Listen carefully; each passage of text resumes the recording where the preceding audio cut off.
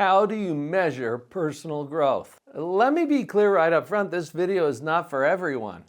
I'm thinking about you, the entrepreneurial mom who is committed to self-improvement and helping others on her team or within her world to do the same thing. Is that you? Then you're in the right place.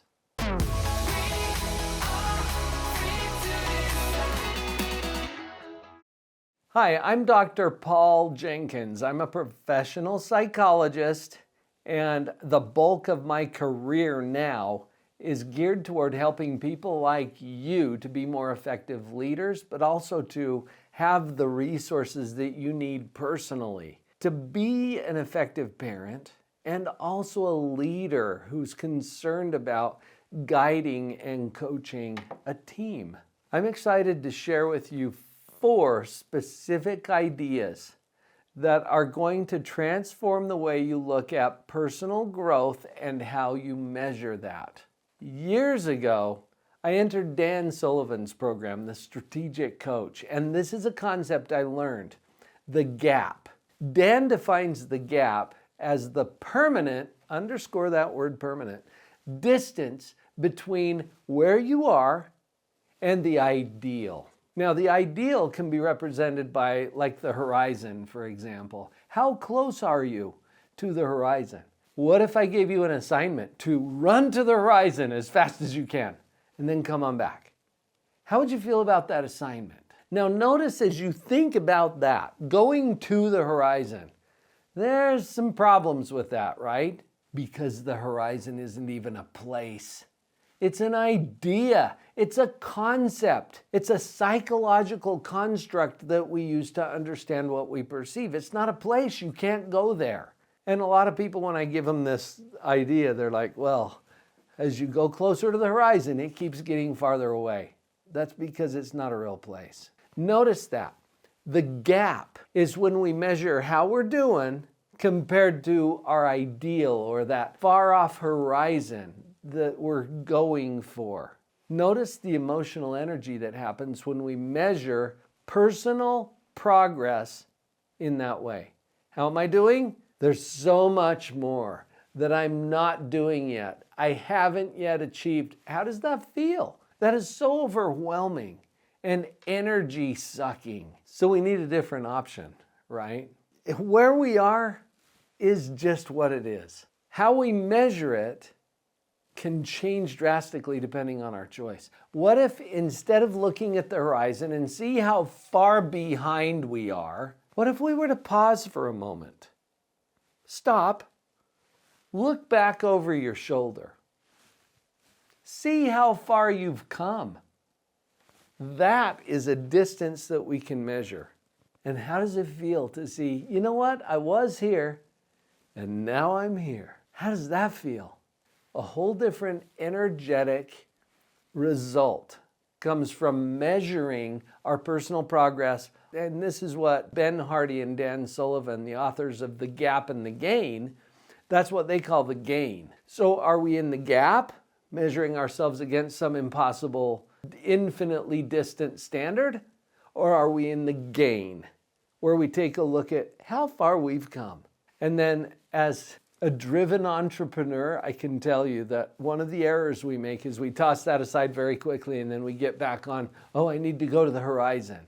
Like perfectionism is some badge of honor. I used to think that. I'm a recovering perfectionist now. And with all of the entrepreneurs that I work with, some of these brilliant women are trapped in that perfectionist standard, thinking that they're supposed to get to the horizon and then they can give themselves a break. Well, they're never going to get there, are they? So one of the tricks is to measure how far we've come in the gain and then pause. I want you to pause just a little longer than you think you can.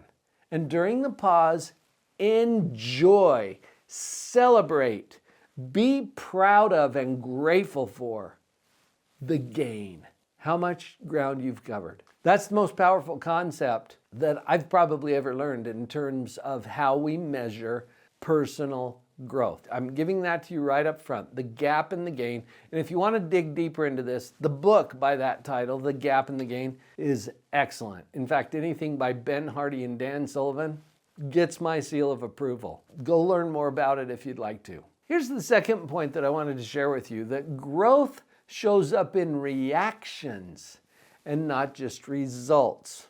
We've been trained, taught, and educated to think that progress means we can take our bottom line or our monthly numbers or the ways we typically measure our success in business or in school or wherever we've been trained to do that. And if that number increases, then we're having success. What if we set that aside for a minute and we look at reactions instead of results?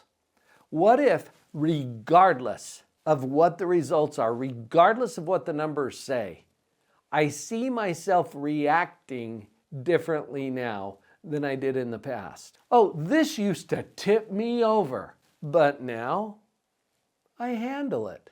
I don't get tipped over by it.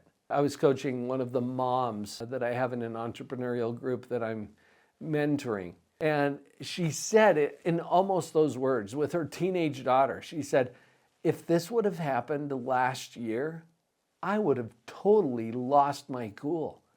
But I stayed calm. See, she's not measuring her progress as a positive mom against what her daughter's doing. That is not the measurement. The results don't matter. Her reaction is what has improved. So we measure it in reactions and not just in results. Have you done that too? Have you ever found yourself reacting differently than you would have before you learned something or gained some particular skill? Put it in the comments down below. Let's share some ideas of how this shows up for you.